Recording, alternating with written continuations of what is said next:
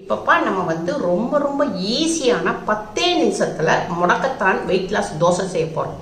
இது வந்து முடக்கத்தான் இலை கீரைக்காரம்மாட்ட சொன்னீங்கன்னா உங்களுக்கு வாங்கிட்டு வந்து தருவாங்க. நான் வந்து எங்க வீட்டு பக்கத்துல கீரைக்காரம்மா வந்தாங்க. அவங்க கிட்ட சொன்ன உடனேயும் முடக்கத்தான் இலை தந்திருக்காங்க. இதை வந்து நம்ம நல்லா ஒரு கொடி மாதிரி வரும்பா. அது அந்த இதோடைய இது வந்து கொடி மாதிரி இருக்கும். நல்லா ஃபுல்லாக அந்த வெறும் இலையா நல்லா ஆஞ்சி எடுத்துக்கிறணும். இப்படி ஆஞ்சி எடுத்துக்கிறணும். நல்லா ஆஞ்சி எடுத்துட்டு அம்மா களி வச்சிருக்கேன், நல்லா வாஷ் பண்ணி வச்சிருக்கேன். முடக்கத்தான் இல்லைப்பா, நல்லா வந்து மூட்டுக்கு எலும்புக்கு நல்லா இடுப்பு வலி உள்ளவங்க, மூட்டு வலி உள்ளவங்க, இவங்களுக்குலாம் ரொம்ப ரொம்ப நல்ல மருத்துவ குணம் நிறைஞ்சது முடக்கத்தான் இலைப்பா. வெயிட் லாஸ்ல இருக்கிறவங்களுக்கும் ரொம்ப ரொம்ப நல்லது. வாரத்துக்கு ஒரு தடவை இந்த மாதிரி நீங்க முடக்கத்தான் இலையில தோசை செஞ்சு சாப்பிட்டீங்கன்னா ரொம்ப ஹெல்த்தியாகவும் ஆரோக்கியமாக வளரலாம்ப்பா. இப்போ நம்ம மிக்சி ஜார் எடுத்துக்குவோம். மிக்சி ஜாரில் நம்ம வந்து இந்த முடக்கத்தான் இலை இருக்கு இல்லையா, இந்த முடக்கத்தான் இலையை இதெல்லாம் போட்டுக்குருவோம். நான் 2 பேர் செய்கிற அளவுக்கு ஒரு பிடி முடக்கத்தான் இலை எடுத்திருக்கேன். காரத்துக்கு ஒரு பச்சை மிளகாய் சேர்த்துக்குருவோம். சின்ன வெங்காயம் வந்து நல்லா குளிர்ச்சியானது, நம்ம உடம்ப சூட்டை தணிக்கக்கூடியது சின்ன வெங்காயம். சின்ன வெங்காயம் வெயிட் லாஸ்ல இருக்கிறவங்க அடிக்கடி நீங்க சின்ன வெங்காயத்தை எடுத்துக்கிட்டீங்கன்னா உங்களுக்கு வெயிட் லாஸ்க்கு ரொம்ப ஹெல்ப் பண்ணும்பா. இப்போ சின்ன வெங்காயம் ஒரு 10 பீஸ் எடுத்திருக்கேன். இதை இதில் போட்டுக்குருவோம். ஒரு 1/4 ஸ்பூன் மிளகு போட்டுக்குருவோம். 1/2 ஸ்பூன் ஜீரகம் போட்டுக்குருவோம்.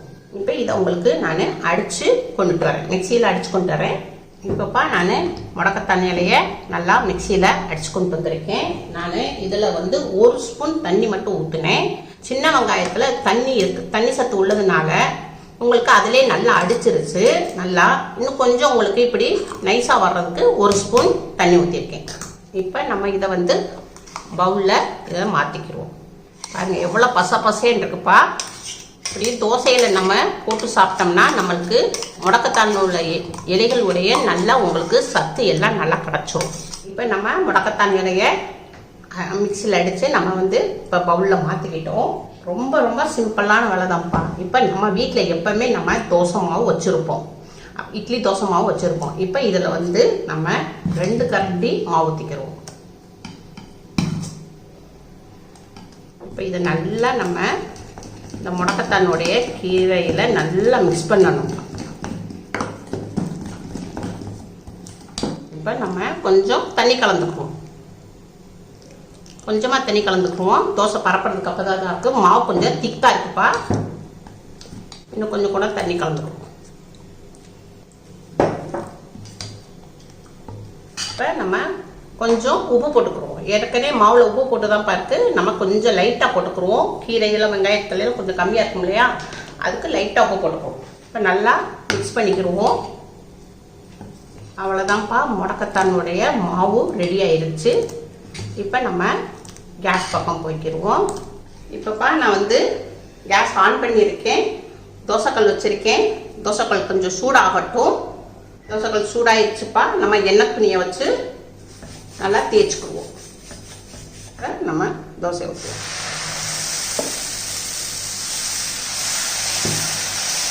நீங்கள் எவ்வளோ மெல்லிஸாக பரப்ப முடியுமோ அவ்வளோ மெல்லிஸாக பரப்பிக்கோங்க. இப்படி ஸ்லோவாக அப்படி வச்சு தேய்க்கணும்ப்பா. தேய்ச்சி விட்டாதான் உங்களுக்கு அப்படியே உங்களுக்கு ஒட்டாமல் வரும். இது இப்போ ஒரு 2 நிமிஷத்துக்கு அடுப்பை மீடியத்தில் வச்சு வேக விடுவோம், இல்லாட்டா கீழே வந்து அடி பிடிச்சோம். ஒரு 4 டிராப்ஸு நம்ம நல்லெண்ணெய் ஊற்றிக்கிடுவோம்ப்பா தோசைக்கு. இப்போ நல்லா மேலே வந்துருச்சுப்பா பாருங்கள். இதை வந்து இப்போ நம்ம திருப்பி போட்டுக்குவோம்.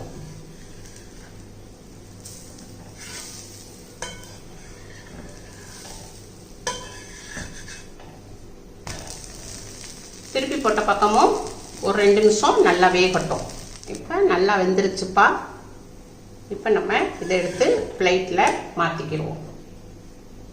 இப்போப்பா நம்ம முடக்கத்தான் இலை உங்களுக்கு அதிகமாக கிடச்சிச்சுன்னா அதை வாங்கி நல்லா கழுவிட்டு ஒரு துணியை வச்சு நல்ல லேசான துணியை வச்சு நல்லா தொடச்சிருங்க. தொடச்சிட்டு நல்லா ஒரு மெல்லிசான துணியை நல்லா விரிச்சு விட்டு அதில் இந்த முடக்கத்தான் கீரையை தூக்கி அப்படியே உதிரியாக போட்டிங்கனாக்க உங்களுக்கு அது வந்து 2 நாளில் காஞ்சிரும்ப்பா. அதை தூக்கி நீங்கள் மிக்சியில் வச்சு பொடியாக்கிக்கோங்க. பொடியாக்கிக்கிட்டீங்கனாக்க பொடியை வந்து நம்ம தோசை மாவில் போட்டு நம்ம தோசை சுட்டு சாப்பிட்டுக்கலாம். இல்லை கொஞ்சோண்டு ஒரு ஸ்பூனு தேன் விட்டு நம்ம சாப்பிட்டுக்கலாம். தேன் விட்டு அதை கலக்கி நம்ம அதை வந்து சாப்பிட்டோம்னா நம்மளுக்கு வெயிட் லாஸ் ரொம்ப நல்லா ஹெல்ப் பண்ணும்ப்பா. நல்ல உடம்பு வந்து நல்லா குறையும். அவ்வளோதான்ப்பா, முடக்கத்தான் வெயிட் லாஸ் தோசை ரெடி ஆயிருச்சு. இப்போ எல்லாருமே இது சாப்பிட்லாம்ப்பா. சின்ன பிள்ளைகளுக்கும் கொடுக்கலாம், பெரியவங்களும் சாப்பிட்லாம்.